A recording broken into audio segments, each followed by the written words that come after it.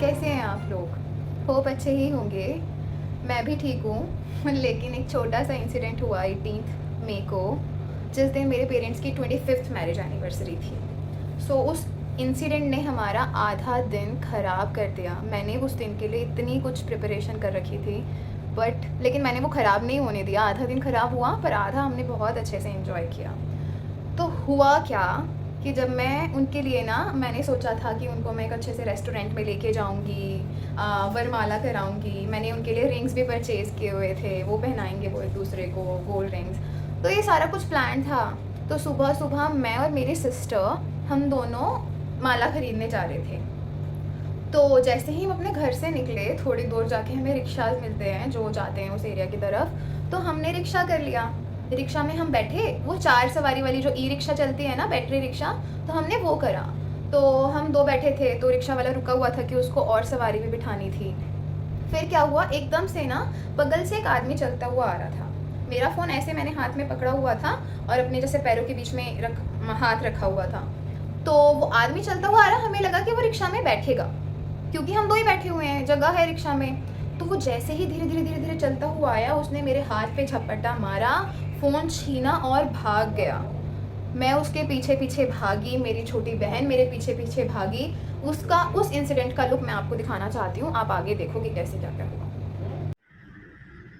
देखना देखना देखना,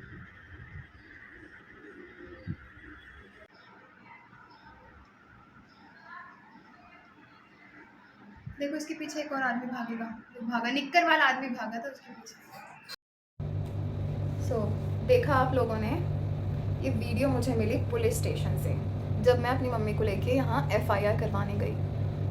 हुआ क्या, मैंने सबसे पहले आके घर पे मैंने माला तो खरीदी, माला खरीदने के पर्पज़ से गए थे, वो तो काम मैंने किया। फिर उसके बाद मैं आई घर पे, मैंने अपनी मम्मी को बताया। फिर हम गए पुलिस स्टेशन। सबसे पहले मैंने कॉल किया 100 नंबर पे, सारी डिटेल्स बताई कि कैसे कहाँ चोरी हुआ है, कैसे कैसे हुआ मेरे साथ। फिर तो बहुत सारे कॉल्स आते हैं, आप 100 नंबर पे एक बार कॉल कर दोगे ना, फिर फॉलोअप के लिए इतने कॉल आएंगे। फिर मैंने सब कुछ बताया। फिर उन्होंने कहा कि हम आ रहे हैं घर पे। मैंने कहा कि आप लोग घर पे मत आओ, हम आ जाते हैं पुलिस स्टेशन। तो फिर हम पुलिस स्टेशन गए, वहाँ रेड लाइट पे कैमराज लगे हुए थे। तो फिर उन्होंने मेरे साथ, वो गए वहाँ पे उस जगह जहाँ ये इंसिडेंट हुआ। तो मैंने उन्हें जगह दिखाई। फिर वापस पुलिस स्टेशन आके उन्होंने वहाँ का कैमरा ऑन किया। फिर 7:30 बजे के टाइम से चलाया, तो देखा ये इंसिडेंट था 7:34 का, 7:34 एग्जैक्ट 7:34 पे ये हुआ। वो आया, उसने छीना, वो भागा, मैं उसके पीछे भागी। और मैं आपको सच बताऊँ, ये इतना ज़्यादा अनसेफ है ना, मुझे रियलाइज़ हो रहा है मुझे नहीं भागना चाहिए था। लेकिन हमारा उस टाइम पे ना एकदम से सब कुछ हो जाता है, कुछ सोचते नहीं है। क्योंकि वो जिन गलियों में घुसा, वो इतनी छोटी छोटी पतली पतली गलियां थी, और वहाँ ये शास्त्री पार्क के इलाके में ना ये काम नॉर्मल है। इतना बढ़ गया है ना ये सारा काम कि ये स्नैचिंग, वो तो बड़ा बड़ा सामान नहीं छोड़ते, जो रिक्शा में बड़ा बड़ा सामान लेके आ रहे होते हैं पन्नियों में कपड़े भर के, वो सब भी ले लेके भाग जाते हैं। तो सोचो, छोटा फ़ोन तो लेके वो कितनी आसानी से भाग सकते हैं। वो अंदर पतली पतली गलियों में भाग रहा था, हम दोनों बहनें उसके पीछे भाग रही थी, जो कि बहुत ज़्यादा गलत और अनसेफ था, नहीं करना चाहिए था। कुछ भी नहीं हुआ लास्ट में, वो तो पकड़ में आने ही नहीं था।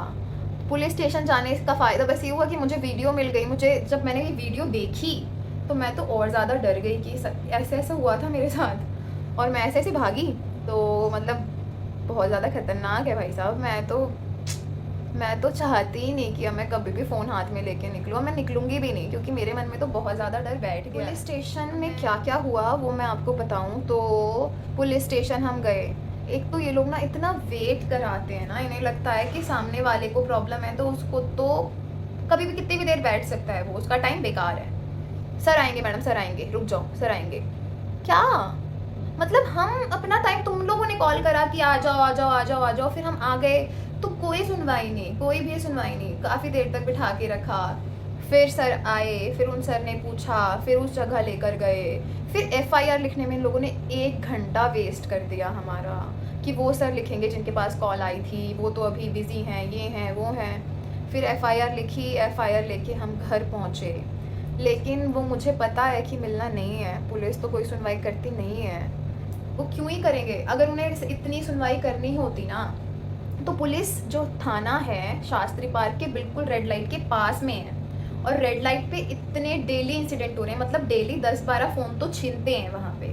तो इतनी चोरों की हिम्मत बढ़ कैसे रही है? वो बढ़ तो सिर्फ इसी वजह से रही है ना, क्योंकि वहाँ पे कोई भी एक्शन नहीं लेता है, बल्कि चोर के ग्रुप का नाम भी पता चल गया। वहाँ के लोगों ने बताया कि एक डीसी काना करके एक गैंग चलाता है वहाँ पे जो स्नैचर्स की, तो आप पुलिस को बताना कि उसने ही करवाया है ये, क्योंकि उसी के बंदे खड़े होते हैं वहाँ। सो बस इतना ही कहूँगी लास्ट में कि बी सेफ और अपने चीज़ की सुरक्षा खुद करो, और कभी अगर ऐसा हो जाए तो ऐसे उसके पीछे मत भागो, उसके पास कुछ वेपन्स भी हो सकते हैं, है ना, तो फिर नहीं भागो।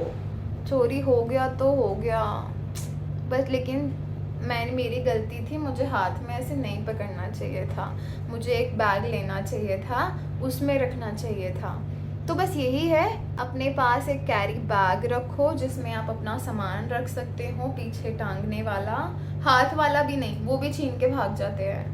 सो बी सेफ। हाँ, अगर कोई तुम्हारे पास कीमती चीज़ है, फ़ोन कीमती होता है, उसमें हमारे बहुत सारे डेटा होते हैं। हाँ, स्टोरेज हमने सारी भर रखी होती है फ़ोटो से, वीडियो से, तो वो सारी चीज़ें हमारी प्राइवेट हैं। हमारा डेटा कितना इम्पोर्टेंट है, फिर दोबारा से सारी मेहनत करनी पड़ती है नए फ़ोन में। तो फिर इसीलिए अपना ध्यान रखो, ऐसी हरकतें मत करना, भागने की, उनके पीछे उनका पीछा करने की, जो चीज़ चली गई उसको जाना था, ये सोच के खुश रहो और बी सेफ। बाय।